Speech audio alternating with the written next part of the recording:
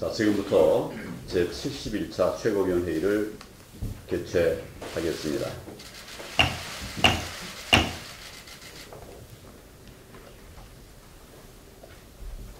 대한민국이 알바 천국이 됐습니다. 어제 나온 통계청의 2월 고용 동향은 한마디로 이 정권의 일자리 사기극이라고 할 수밖에 없습니다. 작년 2월에 비해서 취업자 수가 26만 3천 명 늘었다고 하는데 실질적인 고용 상황은 오히려 더 악화된 상황입니다. 청년 체감 실업률은 역대 최악인 24.4%를 기록했습니다. 30, 40대 일자리는 24만 3천 개가 줄었습니다. 민간이 만드는 양질의 일자리인 제조업, 금융업, 도소매업은 26만 명 가까이 취업자가 감소했습니다. 36시간 이상 취업자도 44만 3천 명이나 줄었습니다. 그나마 좋은 일자리들이 줄었다는 얘기입니다. 실업자가 급기야는 13만 명을 넘었습니다. 130만 명을 넘었습니다. 세금으로 만든 단기 땜질용 일자리만 대폭 늘면서 지금 대한민국은 알바 천국이 되어 버렸습니다. 세금으로 알바 만들 능력밖에 없는 무능한 정권입니다.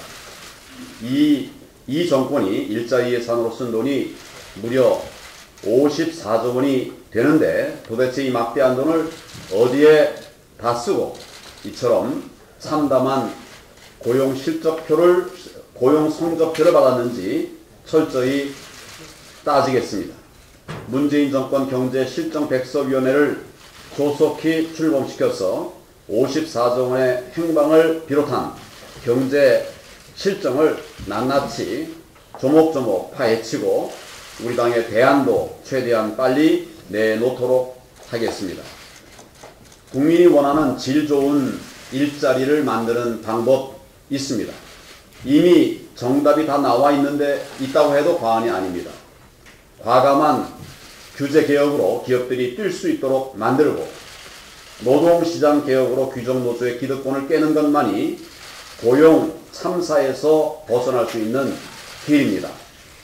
엊그제 나온 IMF의 연례 협의 보고서도 고용 유연성의 제고, 노동시장 정책 강화, 규제 경직성 해소 등을 중요한 정책 수단으로 권고하고 있습니다. 더 이상 단기 알바로 국민의 눈을 가리려고 하지 말고 근본적으로 경제 정책을 전환할 것을 다시 한번 강력히 촉구합니다. 감사원은 면죄부 감사를 하고 검찰은 수사 뭉개기를 하고 있습니다. 어제 감사원의 청와대 업무추진비 감사 결과를 보면서 감사원이 정말 이래도 되는가 하는 생각이 들었습니다. 주말, 공휴일, 심야 시간 등 사용할 수 없는 시간에 업무추진비를 사용을 했는데 무려 2,461건이나 되고 액수도 적지 않습니다. 공무상 불가피한 집행이라고 하는 자의적 결론을 내렸는데 타당하지 않습니다. 1인당 9만 원이 넘는 고급 일식집에서 쓴 돈이 2,800만 원이라고 합니다. 보안이 중요한 청와대 업무 특성을 고려해달라고 하는데 오히려 청와대를 변호하고 있는 것으로 보입니다. 특히 이 부분은 청탁금지법 위반 소지가 다분한데도 청와대는 접대를 하지 않는다면서 아예 판단 대상에서 제외를 했습니다. 일반 부처라고 하면 과연 이런 감사 결과를 내놓았겠는가? 사실상 감사원이 청와대에 면죄부를 준 것입니다. 감사원은 지난 정권이 임명한 KBS 이사를 감사하면서 김밥 2,500원까지 문제를 삼았던 바가 있습니다. 2년 동안 법인카드 327만 원을 부당 사용했다고 사퇴시켰습니다. 그때의 잣대와 지금의 잣대가 왜 이렇게 다른 건지 묻고 싶습니다. 환경부 블랙리스트 수사를 보면 검찰 역시 문제가 많습니다. 정권의 비리와 국정농단이 도를 넘어서고 있는데도 감사원, 검찰이 이들을 엄호하고 또 수수방관하고 있는 것이야말로 정말 좌파 독재를 부추기는 행태라고 생각합니다.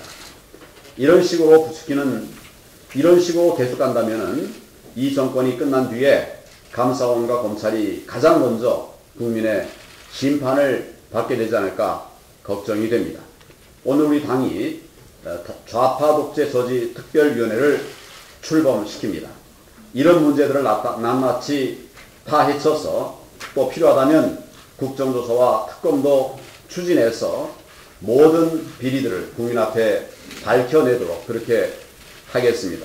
이런 일들에 집중을 하도록 하겠습니다.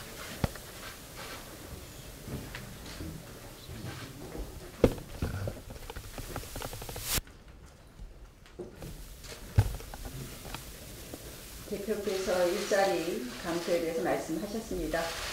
가장 또 문제되는 것은 바로 40대 일자리 감소폭이 28년 만에 최악이라는 겁니다. 우리 대한민국의 허리가 지금 무너지고 있습니다. 핵심은 다른 거 아닙니다. 시장은 불공정하고 정부는 공정하다라는 그런 잘못된 이런 좌파의 믿음에서 벗어나야 됩니다. 경제정책 헌법대로 해야 됩니다. 시장과 기업에게 자유를 허락하면 됩니다. 이 노동개혁 그리고 규제 완화는 물론이고 이러한 부분에 대해서 저희가 앞으로 경제정책 바로잡는 데 노력하겠습니다. 선거법 개정안 패스트트랙 지정은 의회민주주의의 부정이자 좌파 집권의 장기 집권 공고와 플랜의 일환임을 수차례 강조했습니다. 민주당과 범여권 야당들이 야합하여 패스트트랙 제도안까지 발표한 상황입니다. 패스트트랙 제도는 아주 예외적인 수단입니다. 시급한 민생 현안을 다루는 법안이 국회에서 장시간 토론하는데 것을 막자는 취지입니다. 미국, 영국, 독일, 프랑스, 일본의 주요국에서 국방, 재해, 재정 등의 긴급한 현안에 대처하기 위해 안건 신속 처리를 하는 것이다 하는 이 독일, 미국, 영국, 프랑스, 일본은 아예 법문에 명시되고 있기도 합니다. 이 게임의 룰을 정하는 선거법은 행정부가 의회에 대해 우월한 권한을 인정받는 분야도 아니고 여야가 타협하고 이해갈등을 조정하는 과정이 가장 필요하기 때문에 패스트트랙 제도를 이용하는 대상이 아님은 명백합니다. 어렵게 국회 문을 열었습니다. 그런데 지금 여당은 국회 문을 열자마자 제밥에만 관심이 있는 것 같습니다. 민생 국회에 집중해야 됩니다. 저는 3월 국회를 열면서 탄력 근로제 단위기간 연장 하루빨리 해야 된다 이런 생각했습니다. 그리고 저희 당이 그것을 추진하겠다고 말씀드렸습니다. 왜냐하면 이 최저 52시간, 주 52시간 위반에 관한 처벌이 4월부터 되기 때문입니다. 처벌 시행의회가 끝나기 때문입니다. 그래서 지금 3월에 해야 될 중요한 법안들이 탄력근로제 단위기간 연장, 그리고 최저임금제도 개선, 그리고 우리 당이 내놓은 주유수당 조정 법안, 그리고 국민부담 경감 3법 이런 시급한 법안들이 있는데 패스트트랙을 태우겠다는 것은 한마디로 본인들의 그런 정치적 이익, 특히 본인들의 본인들이 원하는 그런 좌파 집권 플랜을 위한 관련법 추진과 관련법 통과를 위해서 민생이란 밥그릇은 걷어차는 형국이라는 말씀을 드립니다. 바른미래당에게 말씀드립니다. 바른미래당이 만약 이 좌파 장기 집권 플랜의 조력자가 된다면 앞으로 중도 우파라고 바른미래당이 주장해왔던 정체성은 범여권으로 분류될 수밖에 없다는 말씀을 드립니다. 소속 의원들 사이에 동의와 합의가 잘 이루어지고 있지 않은 것으로 알고 있습니다. 현명한 판단을 해주실 것을 부탁드립니다. 문재인 특보가 남탓 정신을 유감없이 발휘했습니다. 북한의 가짜 비핵화 꼼수로 하노이 회담이 결렬된 것은 온 국민이 알고 있습니다. 특히 이 과정에서 이 정권이 사실상 국민을 북한과 함께 속인 것 아닌가 하는 그런 생각도 강하게, 그런 의심도 강하게 드는 부분이 있습니다. 그런데 문재인 특보가 어제 야당 원내대표 저희 방미에 그 책임을 돌렸습니다. 제가 이야기한 거, 문재인 특보가 말씀하신 것처럼 종전선언, 비핵화 전에 종전선언 하면 안 된다. 제재 완화해서는 안 된다. 이거 틀린 말입니까? 저희 당이 말한 3노와 3yes의 원칙에 대해서 지금 문재인 특보 잘못됐다고 이야기하고 있습니다. 그러면 이 정권은 비핵화 없이도 대북제재 해제해주고 종전선언 해줘도 괜찮다는 말인지 묻고 싶습니다. 김현철 통일부 장관 말씀은 아주 정익가경입니다.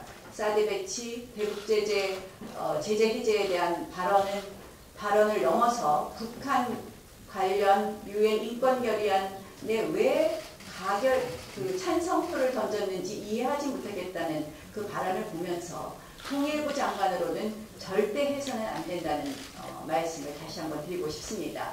외교안보 라인 정지는 물론 이 통일부 장관 후보자 지명 철회해야 합니다. 국가보훈처가 지금 과거와의 전쟁을 확대하고 있습니다.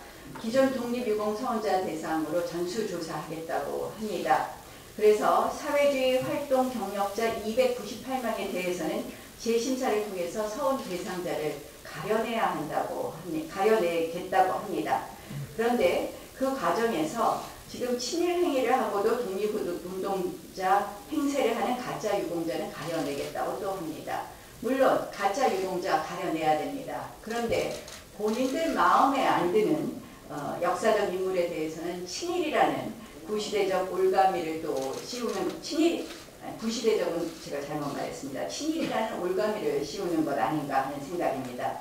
결국 우파는 곧 친일이라는 프레임을 통해서 앞으로 이 정부의 역사 공정이 시작되는 것 아닌가 이렇게 생각합니다. 우리 해방 후에 반민특위로 인해서 국민이 무척 분열했던 거 모두 기억하실 겁니다. 또다시 이 대한민국에서 이러한 전쟁이 일어나지 않도록 잘 해주실 것을 말씀드립니다.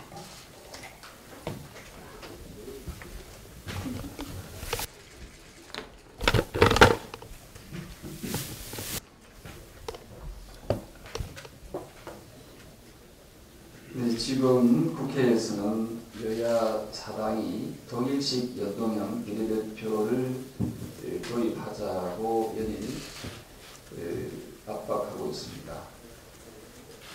국회의원 정수를 늘리려는 여야 사당의 이러한 해책에 국민 여러분께서 회초리를 들어주시기 바랍니다.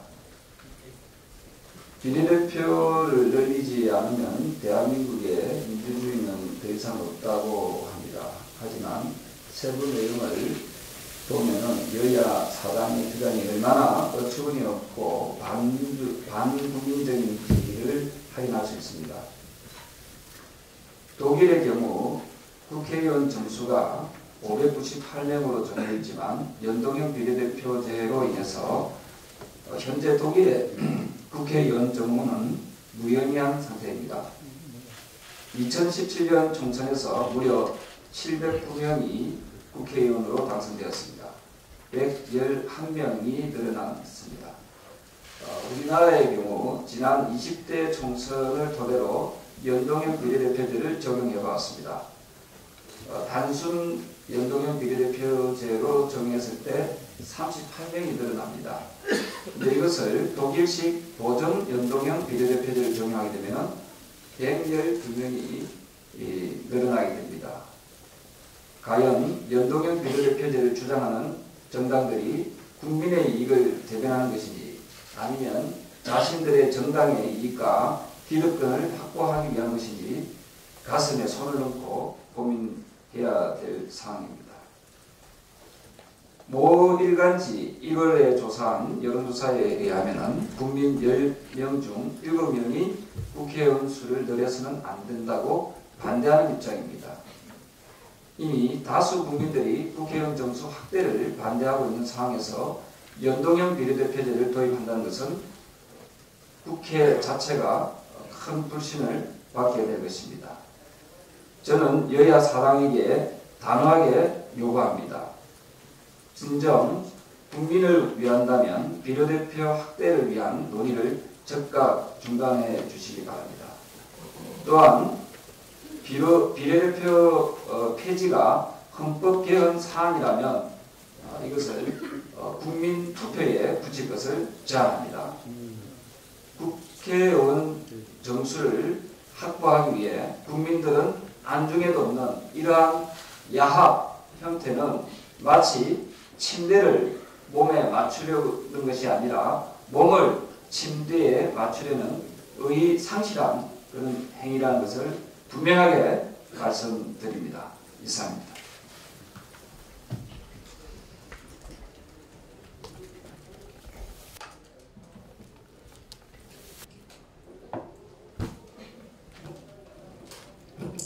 저는 오늘 한동안 뜸했던 남자 조국 민정수석에 대해서 좀 얘기를 하려고 하는데요.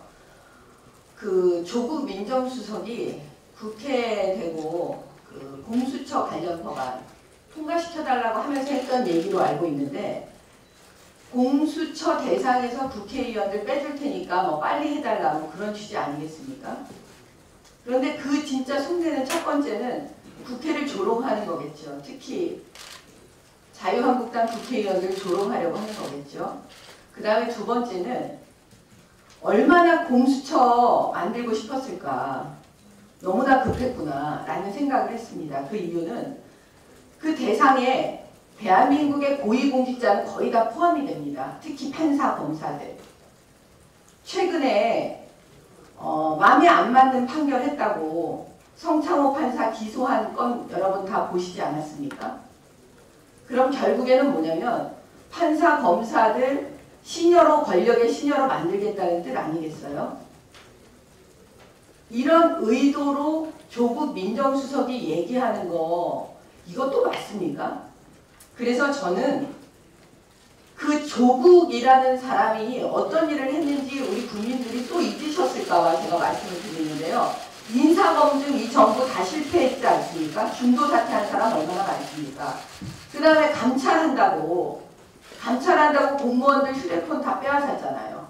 그 다음에 김태우 수사관이 고백했듯이 민간인 사찰하지 않았습니까? 근데 그 부분에 대해서 반성 안 하고, 그 다음에 문재인 대통령은 조국 민정수석 자르지도 않고, 그리고 또 등장해서 지금 국회를 조롱하고 있습니다. 그리고 노 서렌더 라는 음악 링크하고 있고, 도대체 누구와 싸우겠다는 건지를 알 수가 없어요. 그래서 이제 지금까지는 저의 이야기였다면 지금 제가 잠시 몇 가지 댓글이 비슷해요. 이 기사에 링크된 댓글 확인해 보시면 비슷한데 몇 가지만 국민의 말씀을 좀 듣겠습니다.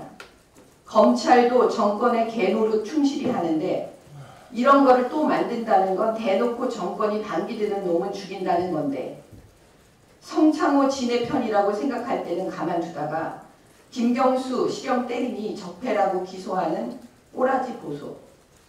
공수처 하려는 이유가 검찰 위에 또 다른 정권 입맛에 맞는 사정기관 하나 추가해 권력의 통치력으로 야당 탄압을 위해 쓰려는 거 아니냐? 지금도 본인들 입맛에 맞지 않는 판결이 안 나오면 적폐로 몰아붙이는데 공수처가 객관적인 기준으로 처리할까 신뢰가 안 간다. 공수처라고 만들어 놓고 검사고 판사고 마음에 안 들게 일하면 죄를 만들어서라도 잡아넣는 식으로 사법부를 장악해서 진의 패거리들은 온갖 적폐를 행하고 멋대로 북한에 퍼주다가 사회주의 혁명하려는 거 맞잖아. 문정권에서 검찰이 정권의 앞자리가 되고 사법부를 가지고 조종하는 거 보면 공수처도 뻔하다. 이상입니다.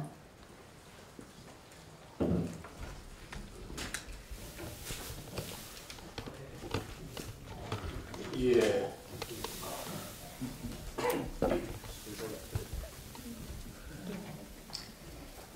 며칠 전 그 국회 본회의장에서 나경원 원내대표께서 그 발언하여 불거진 국가원수 모독죄와 관련된 네이밍 관련 과거 민주당 의원들의 대통령 모독 발언에 대해서 그 사례를 제가 모아봤습니다. 2009년 2월 천정배 의원은 국회 대정부 질문에 있어서 이명박 정부는 국민 주권을 짓밟는 쿠데타 정권이다 라고 하며 쥐박이, 땅박이, 2MB라는 말을 거침없이 사용한 바가 있습니다.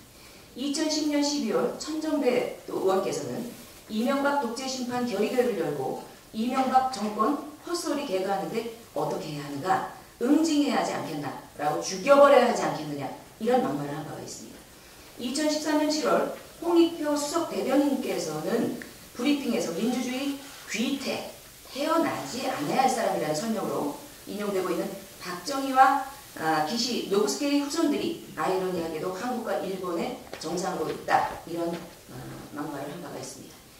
그리고 조국 수석께서는 5년 전 칼럼에서 국가원수 모독죄는 유신의 추억이다 라는 제하에 2014년 경향신문 기고에 글에서 사법기관의 방송국 PD에 대한 수사에 대해 국가원수 모독죄와 유언비어 유포죄라는 황당한 죄명으로 국민의 입을 막던 유신의 추억이 되살아나고 있다, 이렇게 말한 바 있습니다. 반면에 어제 이해찬 민주당 대표는 원내대표를 국가원수 모독죄로 국회윤리위원회에 회부할 것을 지시했는데 조국 수석의 말대로라면 이해찬 대표는 좌파 독재를 통해 국민의 입을 틀어막는 꼴이었습니다. 그리고 2017년 문재인 대통령 후보는 권력자를 비판함으로써 국민들이 불만을 해소할 수 있고 위안이 된다면 그것도 좋은 일이 아닙니까? 라고 말한 바가 있습니다. 또한 2017년 2월 당시 대선 후보였던 문재인 대통령은 썰전에 출연하여 만약 대통령이 된다면 납득할 수 없는 비판, 비난도 참을 수 있다라는 질문에 대하여 권력자를 비판함으로써 국민들의 불만을 해소할 수 있고 위안이 될 수 있다면 그것 또한 좋은 일이 아닙니까? 이렇게 말씀하신 바 있습니다. 그러면서 참아야죠. 뭐 국민들은 얼마든지 권력자를 비판할 자유가 있습니다. 라고 표현한 바가 있습니다. 결과적으로 조국 수석, 문재인 대통령 본인조차도 정당한 비판이라고 말하고 있는데 민주당이 관충성의 입장으로 격하게 오가하며 한심한 작태를 벌이고 있습니다. 정신 좀 차리십시오. 이상입니다.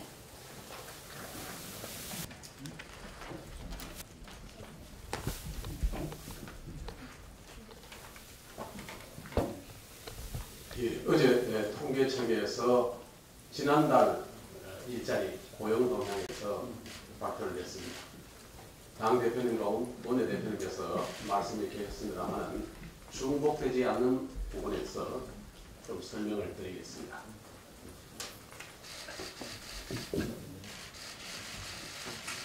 일 년 동안에 총 26만 일자리가 늘었습니다. 좀 더 늘어난 편이죠. 그런데 한 해 대학 졸업생이 60만입니다. 2013년부터 17년까지 5년간 지난 정부의 평균 증가는 38만 개였습니다. 26만 개 늘었는데 어디서 늘어났냐 봤더니만은 국민 세금으로 정부 예산으로 늘리는 공공부문에서 전부 늘어났습니다. 보건, 사회복지, 공무원, 군무원 이런 내용입니다. 65세 이상 쉬셔야 될 분들의 일자리가 26만 개 늘어났습니다. 금년도에도 일자리 예산이 지난 2년간 54조 원에 더해서 금년도에도 23조 원이 들어가 있고 노인 일자리에도 8,300억이 들어가 있습니다. 1월달부터 빨리 쓰라고 막 독촉하고 있습니다. 쓰레기 줍기, 하천 정비, 노인 돌봄 뭐 이런 일자리들입니다. 가장으로서 책임져야 될 30, 40대 일자리는 24만 개가 줄어들어 있습니다. 또 이 정부 들고 이상한 게요. 과거에 계속해서 줄어들었던 농업 일자리가 이 정부 들고 12만 개가 늘어났습니다. 농업본 일자리는 돈밖에 하는 게 아닌 경우가 많습니다. 미국 가족 종사자라고 자기 집에 돈 안 받고 일을 해도 일자리로 카운트됩니다. 이게 이상하게 12만 개가 늘어납니다. 월급 받아서 가게 설계하는 제조업 일자리는 15만 개가 줄어들었습니다. 주 설명하고 제일 기가 막히는 거는요. 주 36시간,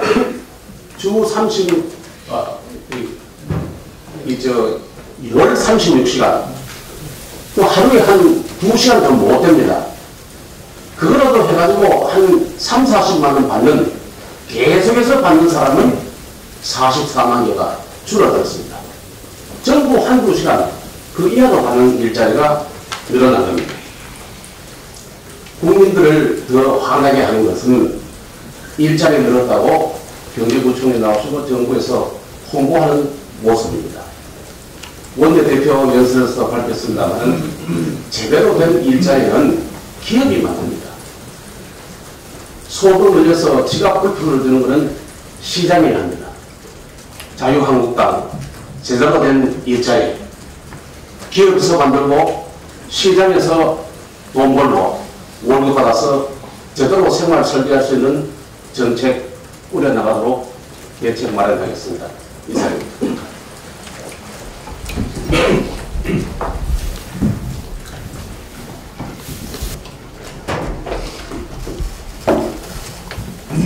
네, 저는 최근에 가장 이슈가 됐던 또 연예인들이 연루됐던 버닝썬 게이트에 대해서 한 말씀 드리겠습니다. 정말 많은 국민들이 경악을 금치 못했을 사건이라고 생각을 합니다.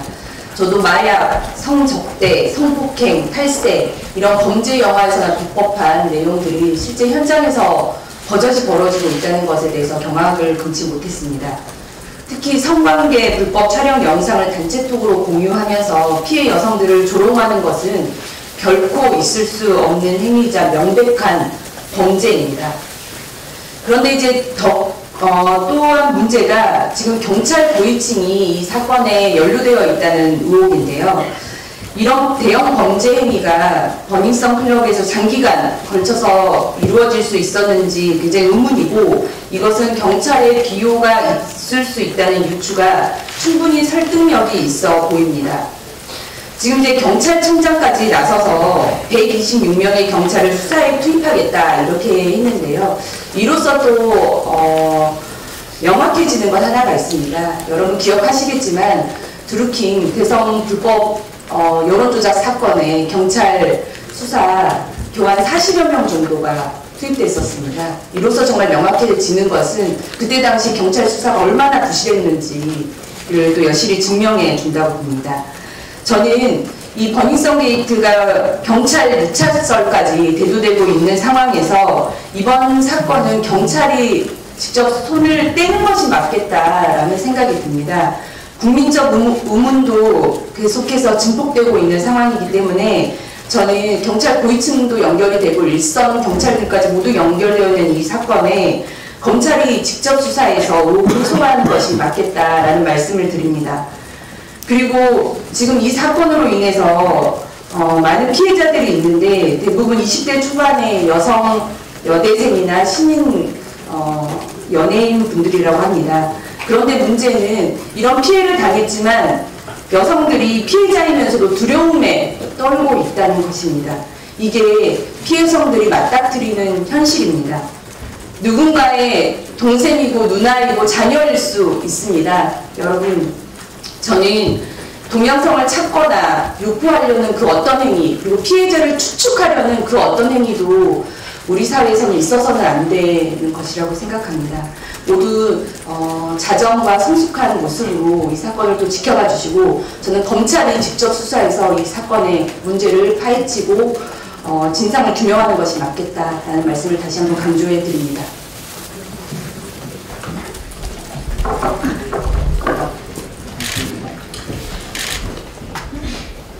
네, 우리 국민들은 문재인 정부의 정책이 도대체 어디를 향해 가고 있는지 참으로 혼란스러워하고 계십니다.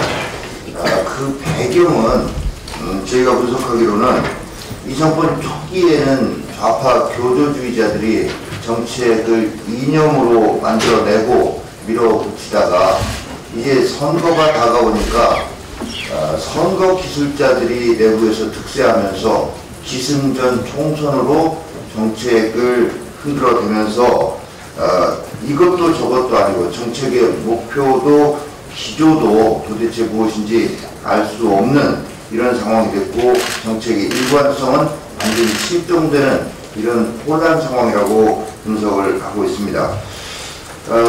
몇 가지 사례를 말씀드리겠습니다. 불과 열흘 전에 경제부총리가 신용카드 소득공제 축소하겠다고 발표했습니다. 자, 그런데 이에 대해서 월급쟁이에 대한 사실상의 증세다 라면서 직장인들의 거센 반발이 있자 일주일 만에 신용카드의 소득공제는 연장을 대전제로 해서 검토하고 있다라고 꼬리를 내리더니 어제 이 선거 기술자들의 입김이 작용해서 당정청이 신용카드 소득공제 혜택을 3년 연장하겠다라고 발표했습니다. 물론 우리 당은 일관되게 이 소득공제는 연장돼야 된다는 입장을 계속 견지해 왔습니다만은 이렇게 오락가락 갈팡질팡 하는 이게 얼마나 국민을 우습게 하는 것인가, 정말 조변석계라는 말이 무엇인지를 정책으로 보여주고 있다라고 보여집니다. 이것뿐만이 아닙니다. 지난해 11월부터 유류세를 한시적으로 15% 내렸습니다. 근데 그 시점이 사실은 또 국제 유가 급락 시점이어서 정책 효과도 별로 볼 수 없었습니다. 그런데 이렇게 돼가지고 결국 경유 소비가 늘어나면서 미세먼지가 최악의 상황으로 이렇게 가자. 이번에는 이제 경유차 운행을 억제하겠다라고 합니다. 그런데 결국 정책을 효과를 분석해 보면 2조 원 세금 줄어들고 미세먼지 재난 키운 꼴입니다. 근데 감면 시한이 5월입니다. 선거 다가오고 이 정부는 미세먼지와 시한 사이에서 어떤 결정을 하고 국민을 또 어떻게 혼란스럽게 할지 정말로 걱정스럽습니다. 문재인 케어 역시 마찬가지입니다. 국민 건강 국가가 책임져 드리겠습니다 라고 하는 달콤한 말로 홍보를 했습니다만 작년에 건강보험 재정이 8년 만에 적자로 돌아섰습니다. 2011년부터 이 사람들이 그렇게 탓하는 과거 정부 때 7년 연속 흑자였습니다. 그런데 문재인 케어 실시 1년 만에 적자입니다. 앞으로 건강보험 재정 적자 얼마나 더 심각해질지 정말로 우려스럽습니다. 상황이 이러다 보니까 국민들이 내는 건강보험료 전년 대비 3.4%나 올라서 8년 만에 가장 큰 폭으로 올랐습니다. 말로는 국가가 책임지겠다 했지만 사실은 국민이 그 부담을 그대로 짊어지는 이게 실상입니다. 사례를 들자면 이루 말할 수가 없습니다. SOC 투자 확 줄이겠다고 정권 초기 하더니 선거 다가오니까 지역 차별적으로 예타 면제를 하면서 SOC에 돈을 뽑겠다고 하고 있고 지자체의 현금 살포 시책에 대해서 정부는 정책적으로 손을 놓고 있고 오히려 방조하고 있습니다. 이런 문재인 정권의 이 정책 방향 기조 실종 사태와 관련해서 그 피해는 우리 경제, 우리 국민이 그대로 입는 것이다 라는 말씀을 드립니다. 예, 그러면 지금부터 회의를 비공개로 진행하겠습니다. 언론인 여러분들의 협조를 부탁드립니다. 네, 비공개 전환하겠습니다.